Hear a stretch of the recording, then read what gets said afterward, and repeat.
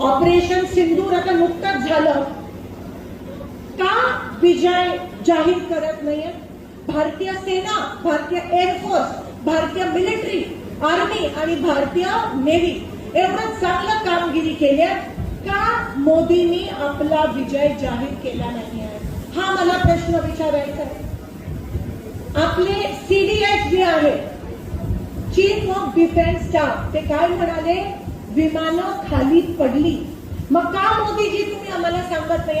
सत्य परिस्थिती आमच्या लोकांच्या समोर का नाही तुम्ही आणत आहात? हे आरएसएसचे मेंदूच्या डोक्याची लोक, त्या सिंदूरवर पण ढेकणाच्या मेंदूचे लोक, त्या सिंदूरवर पण मतं मागायला निघाले.